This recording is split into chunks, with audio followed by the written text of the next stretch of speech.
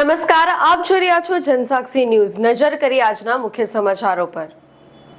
અંકલેશ્વર નજીક national highway પર mullet toll plaza નજીક આજે સવારના સમયે પસાર થઈ રહેલી હાઈવા ટ્રકના ટાયરમાં અચાનક આગ ફાટી નીકળી હતી। ચાલતી ટ્રકના ટાયરોમાં ધુમાડો નીકળતો દેખાતા ટ્રક ચાલકે સમય સૂચકતા દાખવી ટ્રકને સાઈડમાં ઊભું રાખી કેબિનમાંથી નીચે ઉતરી ગયો હતો।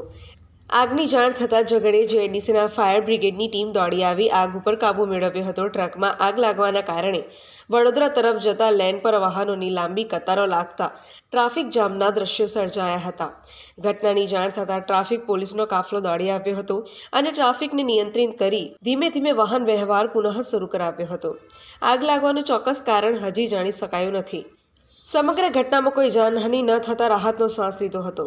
અત્રે ઉલ્લેખનીય છે કે નેશનલ હાઈવે નંબર 48 પર મુલેટ ટોલ પ્લાઝા પાસે વાહનોમાં આગના અનેક બનાવો બને છે। ત્યારે મુલેટ ટોલ પ્લાઝા પર કાયમી ધોરણે એક ફાયર ટેન્ડરની ફાળવણી કરવામાં આવે તેવી વાહન ચાલકો માંગ કરી રહ્યા છે।